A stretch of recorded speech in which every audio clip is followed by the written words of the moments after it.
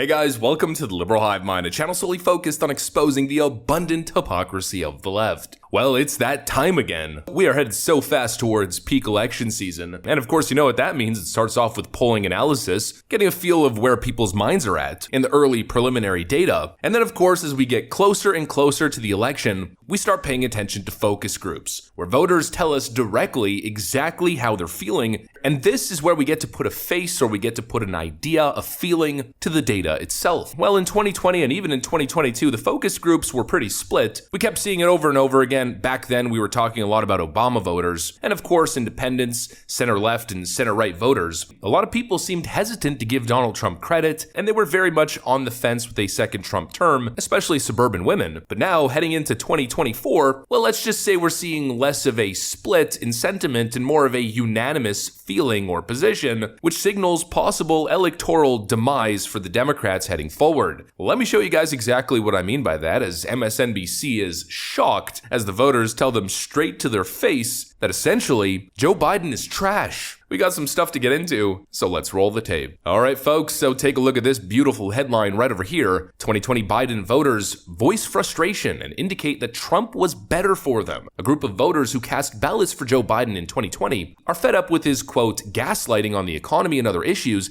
and indicate that they may give former President Donald Trump the nod this year. Referred to simply as Omar, one individual participated in a focus group of undecideds convened earlier this week to deliberate on the 2024 election and factors influencing their voting decisions, the Daily Wire reported. He seemed to align with the group's sentiments regarding their opinions on Biden, especially over the state of the economy. Take a look at this. Is there anything Joe Biden could do or say between now and the time you vote that would make you feel differently about feeling that his policies would not be as good for your family on the economy?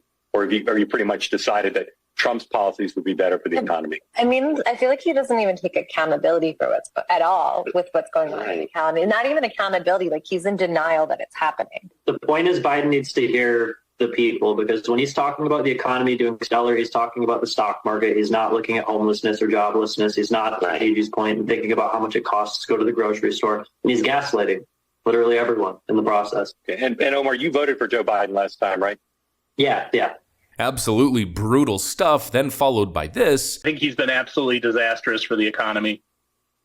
I agree. So raise your hand if you think President Trump's policies on the economy would be better for your family personally. Raise your hand. All right, so that is everybody. Emotional damage. President Biden argues that his economic record has been very good. He said President Trump's was not as good. What are you keying off of? Sean, since you had the best smile and Virginia the second best smile, what are you keying off of to say President Trump's economic policies would be better for you? My past performance of my 401k. I know it was post 2020 and everything kind of flipped around, but you can't blame everything on 2020 for forever. We have areas here in Pennsylvania where it's just at a standstill right now. Like things are supposed to be being built and the interest rates are just way too high for people to invest and start moving around. And Virginia, just staying with you because Pennsylvania is near and dear to Joe Biden's heart. Are there Biden policies that you would blame for the problem? And if so, what are they? The interest rate is so high right now, and I know they're trying to cut the inflation down, but like if nobody is building, no businesses are really coming to Pennsylvania right now to keep us moving forward. Even if you're trying to buy a house, because I'm trying to become a first-time home buyer, the prices are so high right now. It's just hard. And there it is. Basically what we've been covering. The gaslighting has been an utter disaster. And everybody feels it. And that right there has been the core issue for Joe Biden's campaign. Everybody feels a certain way, but they keep telling you, no, you are not justified in your feelings. It's a horrible strategy. We've heard somebody compare this previously with, being in a relationship. I'm speaking to all the men who watch me, mostly the married men. Let's say your wife was really frustrated and something was bothering her. And she was justified in that feeling, and she kept coming to you and expressing her feelings, and you just keep telling her, listen, woman, the way you feel is unjustified and you're crazy. Actually, everything's perfect and peachy and get over it. Let me ask all the married men, how would that go for you? Obviously, you'd be sleeping on the frickin' couch. Well, obviously, it wouldn't be much different within the framework of a voter and elected official relationship. It's the same thing. Voters know that they were better off under Trump, that his policies were more effective. But the Biden strategy has been hoping to essentially make the billionaires more rich while everybody else suffers, and then tell you that he's building the economy from the ground up and that Bidenomics is working.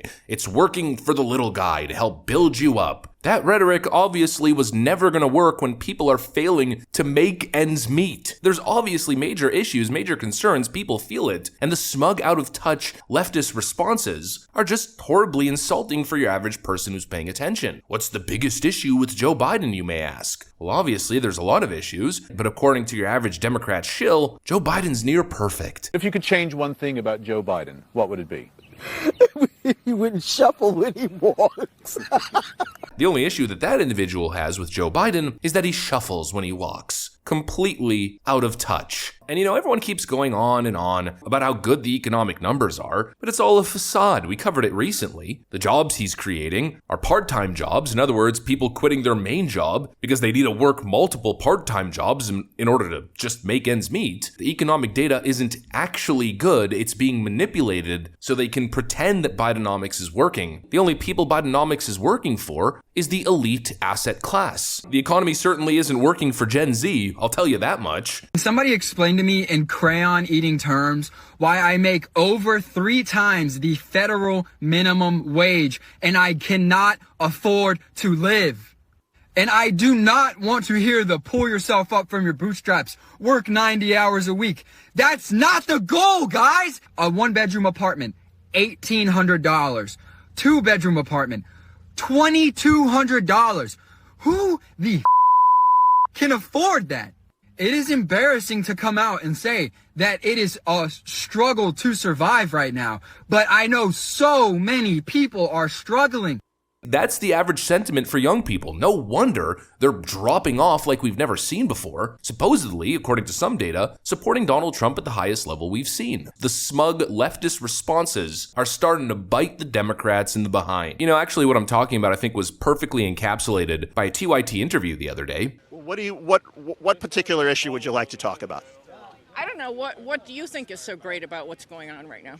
I think what's so great is that people who are in the United States now have more opportunities than anywhere else around the world. When's the last time you paid for a loaf of bread? I just went to the store the other day and I was glad to see that inflation is down. Oh, no. We can't talk anymore. Unemployment is down. My 401k is doing great. Your 401k is doing great. The markets are awesome. No.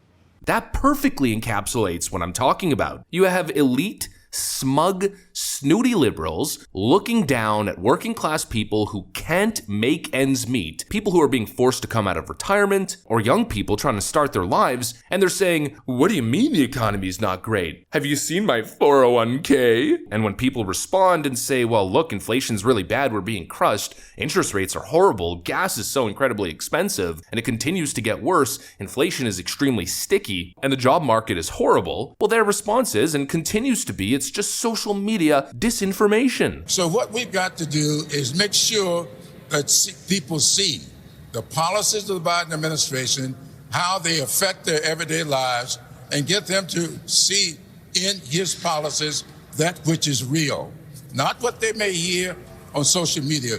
One of the focus group people talked about social media and the misrepresentation, disinformation, all of those things are out there, and that's the battle that we have to fight, and we've got to do a better job of fighting it more effectively. Not gonna work. The simple fact is that frankly 2 years of Joe Biden, not even the whole 4 years, I mean just the damage he's done in 24 months, which is continuing on and continues to get worse, has been horrible for your average American. Take a look at this chart right over here. This is inflation at the same point in presidency, comparing Donald Trump's numbers to Joe Biden's. The numbers, or frankly the heat chart, speaks for itself. The most important thing is energy. Donald Trump set the country on a path towards energy independence, producing more than the country needed, creating an oversupply, an abundance of energy production and options. The price of gas was down, the price of natural gas was down. Now look at Joe Biden, an average 40% increase in the cost of energy, which then, of course, has a horrifying impact on groceries because fossil fuels are used to produce the foods that we buy and eat. And then, of course, transportation. I've been traveling like crazy recently. As you guys know, as I mentioned in a previous video, I'm currently on a tour across Asia, spending time in Vietnam, Thailand, Singapore, going to Japan as well. And I've been traveling like this over the last 4 years. I can tell you firsthand there has been a horrifying, shocking increase in the cost of airfare, rental cars, you name it, from the Trump years to the Biden years. You can see it, you can feel it. Me and my soon-to-be wife have been traveling as much as we can, knowing that we're starting a family soon and we really won't be able to travel that much over the next couple of years. And I will tell you firsthand, it feels almost as if the prices have doubled across the board. We can see it with our eyes, we can feel it with our wallet, but these clowns keep telling us it doesn't exist, and actually we're just crazy and falling for social media misinformation, scams, and grifts. There's only one proper response. It's the Elon Musk response to that kind of rhetoric. Go f*** yourself. The numbers are clear, and when you put it into perspective, as RNC Research did here, there's only one proper response. It's the word that I keep using. It's been horrifying. The average family has lost $23.7 thousand